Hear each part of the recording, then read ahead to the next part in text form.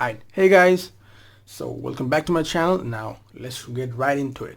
Another high yield mnemonic. Boom. So we'll be talking about autosomal dominant conditions. Okay, you may have heard a similar mnemonic, but I added a few little things here and there and made it as fun as possible so that remember, the wackier it is, the more you remember it. So the mnemonic is a very powerful dominant human hunting little spherical cows. Alright, so we got 2 V's, 3 P's, 3 O's, 2 M's, 5 H, and 2 C's. Alright, so boom, let's just get right into it.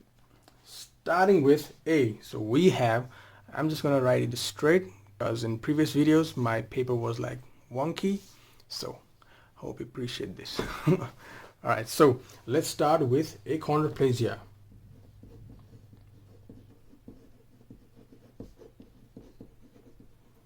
So A is for achondroplasia, and then we have 2 V's, right? So the V will be for von Hippel-Lindau syndrome as well as von Willebrand disease.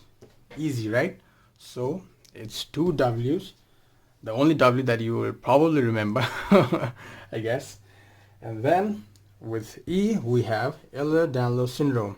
Ehlers-Danlos syndrome, right? With A, we have retinoblastoma.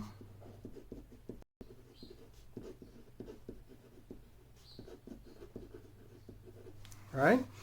And then with B, we have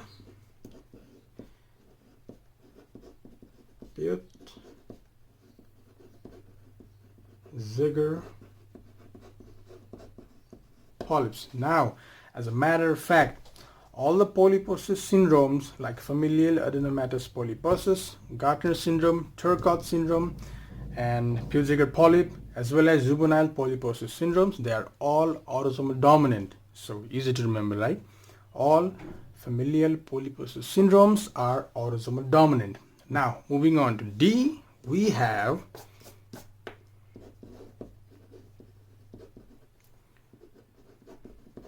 Dystrophy myotonica, right? So myotonic dystrophy.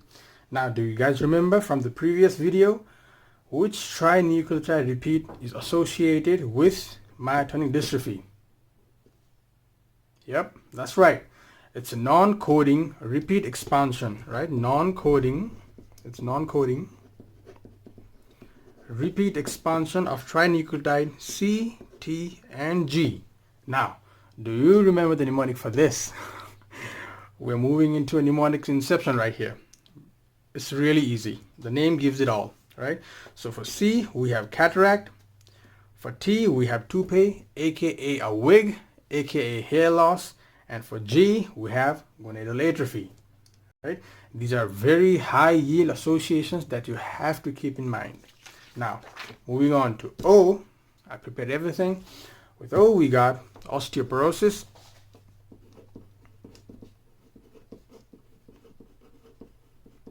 Then we have Osler-Weber-Rendau syndrome, or hereditary hemorrhagic telangiectasia, right? And then we have another high yield point, that is osteogenesis imperfecta. Okay, so do you guys remember from biochemistry the step in which collagen synthesis is affected in case of osteogenesis imperfecta? Correct, it's the 3rd step, which is a problem with the triple helix formation during glycosylation of collagen synthesis, right? Speaking of collagen synthesis, do you remember the step in which Ehlers-Danlos syndrome right here is affected? Yep, it's a problem in cleavage which occurs in step 5, that is proteolytic processing. Okay, excellent. Now let's move on to M, which includes Marfan syndrome,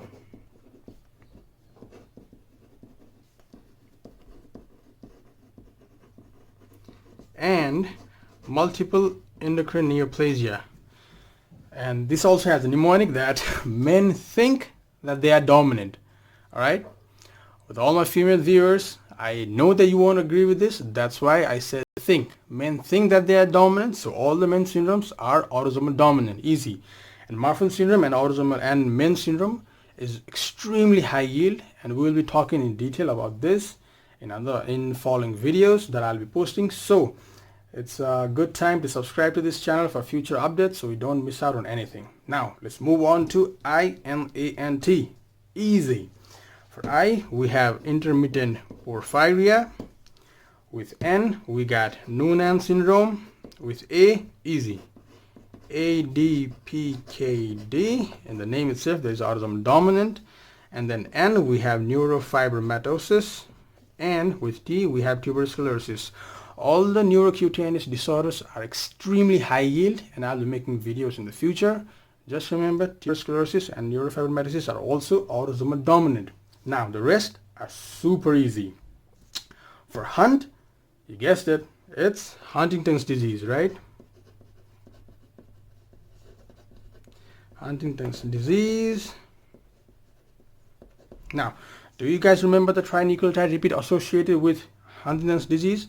If you know, please comment down below. And if you don't, please scoot back over to my video on trinucleotide repeat and you'll learn more. Okay, now quickly going through the H, we have hypercholesterolemia.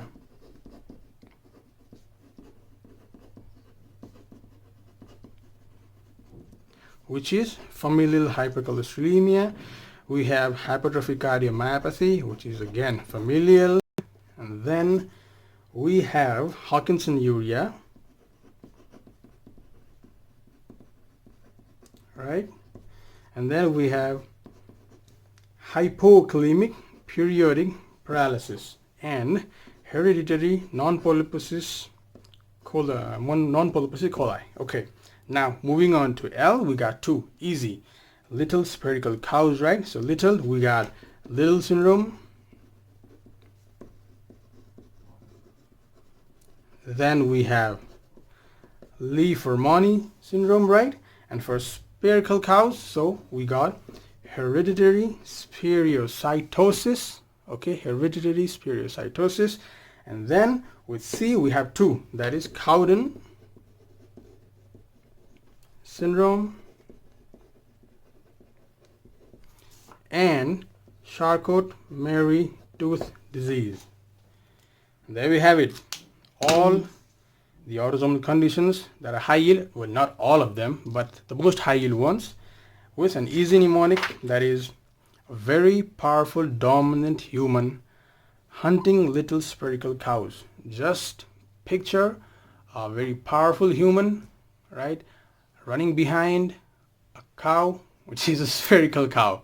I mean, it's just funny just to think about a cow being spherical. So just to go over it once again, we have Achondroplasia for A. There are also other A's, but just to make it a little bit easier to remember, right? So first we got Achondroplasia, then we have one Hippo-Lindau syndrome and one Willebrand disease, and then we have Ehlers-Danlos syndrome, right, with the collagen synthesis step 5, and then we have retinoblastoma. For P, we have Peutz-Jeghers polyp, as well as all the familial polyposis syndromes, right? Turcos, Gartner's, everything. Okay, so that's another high yield point. For D, we have dystrophia myotonica or myotonic dystrophy, which is also an autosomal dominant condition, which is also a defect in trinucleotide repeats. So it is a non-coding trinucleotide repeat expansion with CTG. C for cataract, T for toupee, that is a wig, that is hair loss, and for G, we have gonadal atrophy. Then we have O, we got osteoporosis, Osteogenesis syndrome or hemorrhagic hereditary telangiectasia, Osteogenesis imperfecta, and then we have MINET, that is Marfan syndrome and Men syndrome. Very, very, very high yield.